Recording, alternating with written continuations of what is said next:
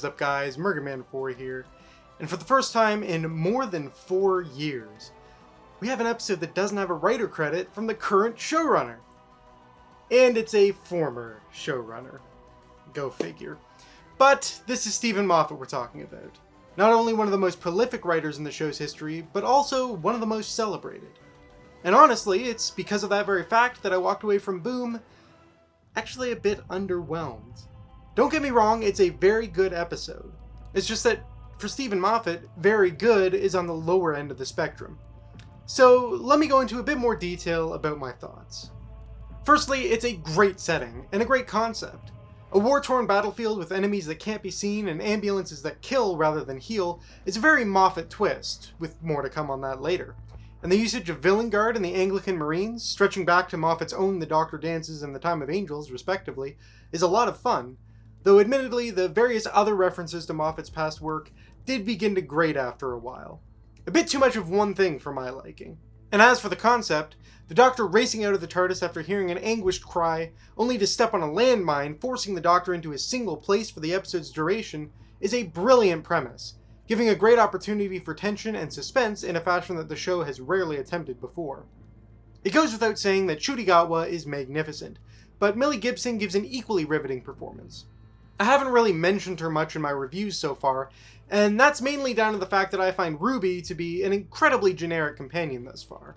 But, credit where it's due, this is easily her best showing up to this point.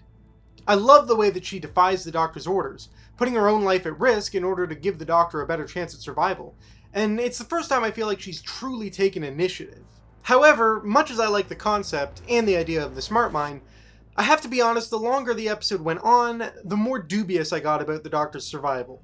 We have lines like, "I can't risk looking down. The sensors are on hair triggers. It is monitoring anything. Any significant change, I get too worried about you and my blood pressure goes up, and I don't know how much leeway I have." Yet he can laugh and cry out, he can get shot or jabbed, and that doesn't trigger the mind? I don't know, I guess I just question how smart this mind really is if none of that sets it off, yet something like blood pressure would. Though perhaps you could argue it's intentional, trying to tie into the themes of the episode.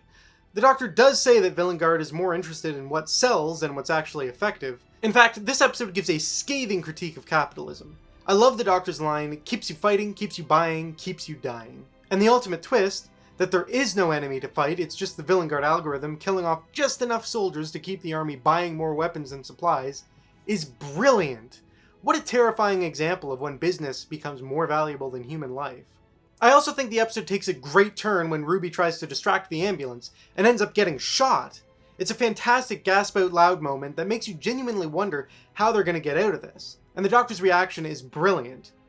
However, I have to admit I found the eventual resolution to be a bit underwhelming.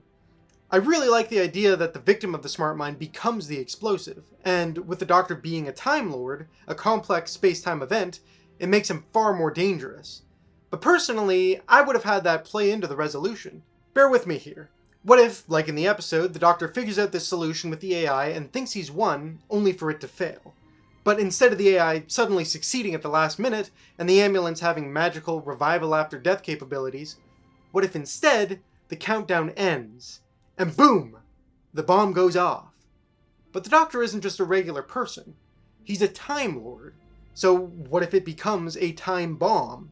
Literally resetting time to the moment before he stepped on it. Normally, I'd find this kind of solution pretty cheap, but A, I feel like this actually utilizes the established rules of the mind better than the actual solution, and B, changing time has been a recurring theme in this era so far, featuring to various degrees in 4 of the last 7 episodes, so I think it would feel more at home here than if it were in another season. But maybe that's just me, and maybe that's why I'm not a writer. Just my 2 cents on things. A couple other things that didn't quite work for me. I really didn't care much for the guest characters. Honestly, I think the story would have been even better with a more pared down cast, maybe even just a two-hander with the Doctor and Ruby after the cold open.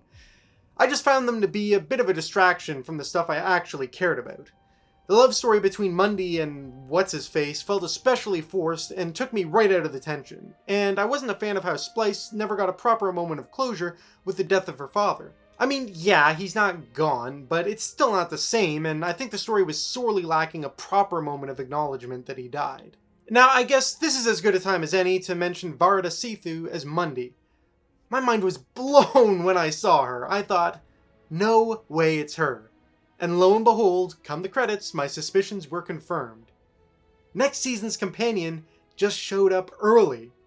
Now, she might not be playing the same character, but I'm certain that it'll be acknowledged, and I'm really curious how it'll tie into the overall story.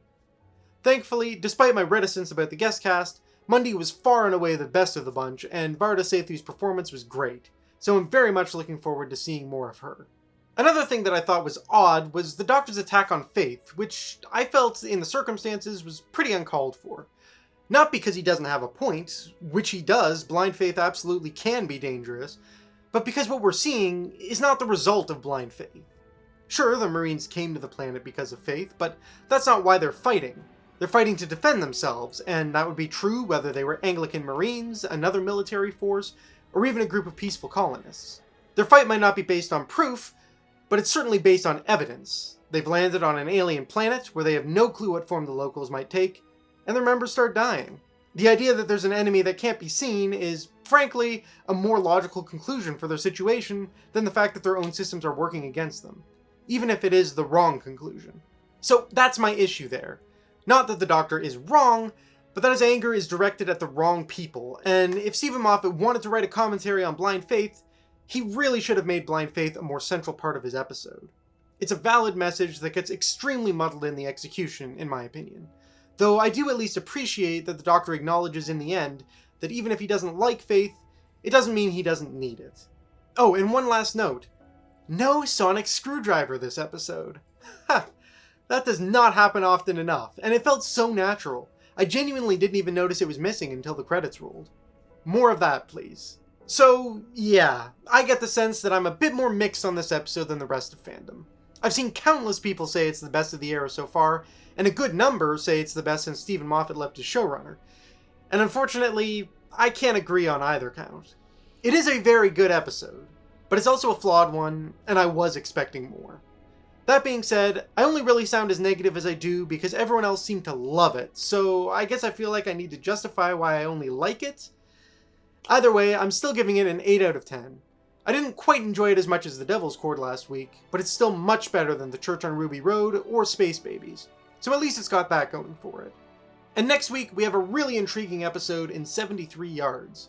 The Welsh folk horror vibe seems right up my street, and given that RTD has claimed it's one of the best things he's ever made, I really hope I don't overhype it for myself. But with that, please let me know what you thought of Boom down in the comments below. And I'll see you all next week with my review of 73 Yards.